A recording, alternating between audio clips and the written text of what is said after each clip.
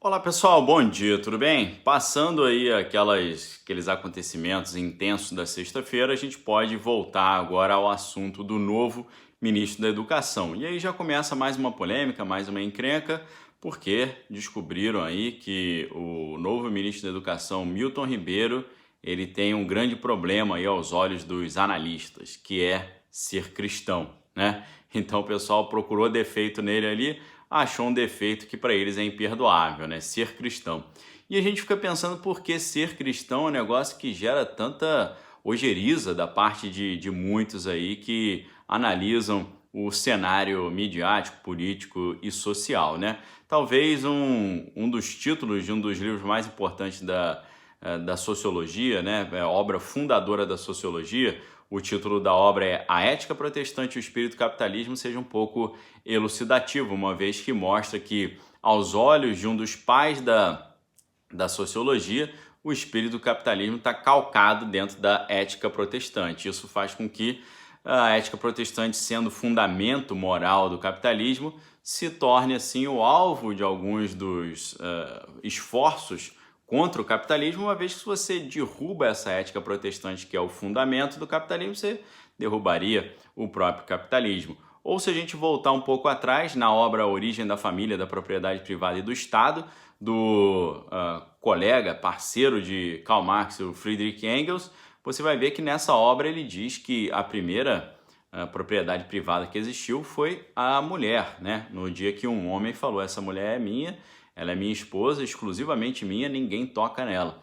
Então, para Friedrich Engels e depois para os outros que herdaram esse tipo de doutrina, vem na instituição familiar o germen ali, o início, né? O capitalismo seminal ali, original, né? Quando um homem tomou a propriedade privada ali, declarou que a mulher era sua propriedade privada, né? Então, esse pé atrás, essa aversão ao cristianismo, fica claro quando a gente vê a vertente, né, desse tipo de obra. É claro que isso vai mais atrás ainda, né, quando a gente pensa não o Friedrich Engels, mas o Friedrich Nietzsche, né, que achava que o cristianismo era a ética do servo, né, do dominado, daquele que está preparado, né, para obedecer ordens, né, ou até uma ética do fraco, né, daquele que se submete e tal. E ao contrário, ele defendia, né, todo o poder à força, né, e que o fraco deveria ser eliminado, né. Por isso que ele escreveu obras importantes como, em alemão é Wille zu Macht, né, que é a vontade de potência, né. Então aquela ideia de ter todo o poder, sem falar numa das obras também importantes onde ele fala sobre o advento de uma nova sociedade, que é a obra cujo título é bem elucidativo, o Anticristo, né? Onde ele diz que o Anticristo é aquele que vai transpor Cristo, e esse Anticristo é um Übermensch, né? Que é um super-homem que vai estar acima do bem e do mal, né? Acima da moralidade judaico-cristã, né? Então, para essas pessoas, ver um novo ministro da Educação que tem uma formação cristã protestante, que tem uma jornada ali como pastor, reitor de universidade cristã também, e apesar dessa jornada dentro do cristianismo, doutorado na USP na área de educação, creio eu que o doutorado seja quente mesmo, né? Não seja só especulativo como aconteceu no caso anterior. E então, quando eles olham essa formação, o cara é pastor e tal, ficam com o pé atrás, né? Eu não conheço muito o perfil dele, mas já estou vendo essa grande resistência e simples e unicamente pelo fato de ser um cristão, né? E aí todo mundo fala, espero que ele coloque a religião em segundo lugar e faça uma gestão mais isenta e tal. Eu gostaria de lembrar também a vocês que ateísmo é religião, né? Ateísmo é uma postura confessional, porque ela está calcada em fé. Assim como o cristianismo, por exemplo, é uma confissão religiosa, porque você baseia-se numa fé de que Deus existe, você não tem provas convictas disso, você tem uma crença nisso. O ateísmo também. O ateísmo ele propaga uma fé de que Deus não existe. Então, se por um lado aquele que crê acredita que Deus não existe, e aquele que não crê acredita que Deus não existe. Então é confessional também, é uma postura de fé, tá? Então, lembrando aí os outros ministros da educação que porventura possam ter sido ateus, fica essa reflexão, né? A confissão religiosa só se torna um problema quando ela é de vertente cristã, né? Quando é de outras vertentes, não se vê em problema nenhum. Outro defeito imperdoável que vem nesse novo ministro é o fato de ele ser a favor de disciplinar crianças, né? E é interessante a gente ver isso porque isso vai completamente de encontro, ou seja, contra a doutrina do socioconstrutivismo, né? Na qual o professor é uma mera peça ilustrativa e a criança tem que se virar sozinha para poder aprender as coisas, né? Fazer as suas próprias conexões. O professor está ali só como um figurante, né? Então não tem disciplina, não tem nenhum tipo de medida punitiva, né? Eles são contra isso. Então, você ser a favor de um ensino que é conteudístico, né? Que segue o caminho tradicional, realmente aí já se torna uma coisa completamente transgressora, né? E a gente não pode esquecer que essa doutrina de deixar a criança ao léu, né, colocou o Brasil nos últimos lugares do ranking PISA, né, que mede o desempenho da educação no mundo, né?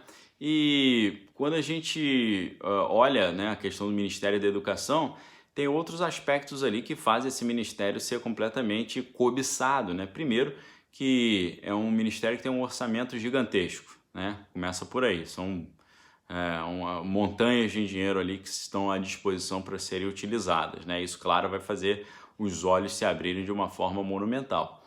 Por outro lado, é um ministério também que diz-se que é muito aparelhado. O que significa isso? É um ministério cujo orçamento, em grande parte, vai para pagamento de pessoal, né? Porque tem muitas pessoas agindo ali e essas pessoas, estatisticamente, acabam tendo uma vertente do espectro ideológico mais à esquerda, né? Então a esquerda fica bem preocupada de perder o controle desse ministério. Sem falar que, se por um lado a gente, quando fala de notícia, a gente está falando sobre a narrativa do hoje, né? Aquilo que está sendo narrado sobre o que está acontecendo aqui e agora. Quando a gente fala de educação, a gente está falando sobre o controle do futuro, né? Se o jornalismo é o controle do pensamento do presente, a educação é o controle do pensamento do futuro. Então, obviamente, dentro de uma estratégia de conflito, né, de guerra social, guerra política, né, uma estratégia de guerra cultural, você controlar o presente é muito importante, mas controlar o futuro aí é garantir a manutenção desse status quo, ou desse estado de coisas que está querendo ser implementado, né? E a gente vê a educação, né, sempre como um negócio muito nobre e tal, mas Karl Marx e alguns herdeiros ali do marxismo, como Louis Althusser, viam a educação como um importante mecanismo de controle social, de adestramento social, né?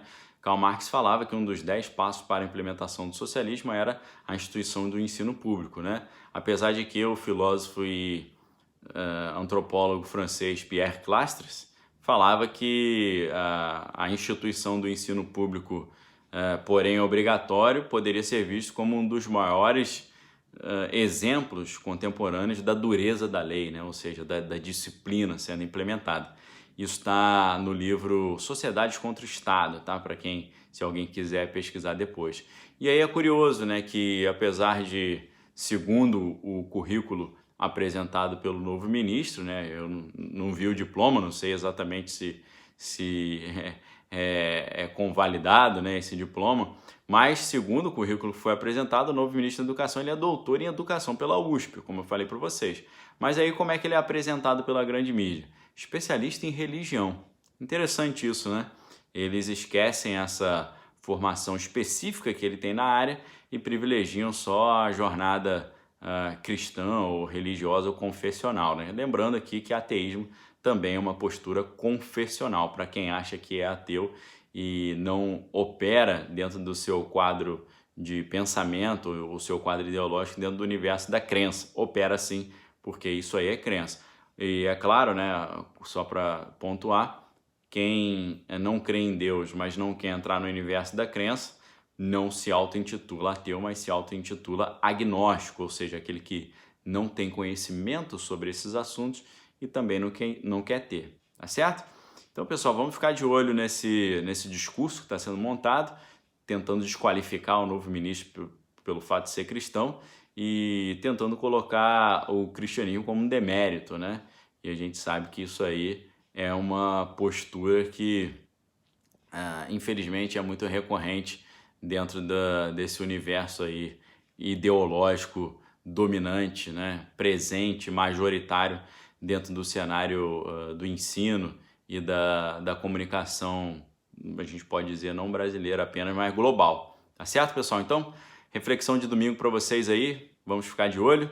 Deus queira que seja uma boa opção, que não haja interferências de poderes externos aí, e a gente pede a Deus para que possamos ver aí um bom trabalho sendo desempenhado, tá bom? Fiquem com Deus, examine todas as coisas e retém que é bom. Se você quiser mergulhar mais nesses assuntos, aqui embaixo na descrição do vídeo tem a promoção da livraria Daniel Lopes, descontos aí de mais 50%. Separei uma lista muito legal de livros aqui, de sugestões para vocês. Além disso, se você quiser se tornar membro e ter acesso a conteúdo exclusivo aqui do canal Daniel Lopes, onde a gente faz várias reflexões sobre psicologia social, controle social, retórica, convencimento, persuasão, e é uma espécie de estudo sobre como blindar a mente sobre toda forma de manipulação discursiva, tá? Então, se você quiser, clica aqui embaixo no primeiro link, seja membro, você vai ter acesso ao Direto do Bunker, que é um vídeo exclusivo que sai à noite, tá bom?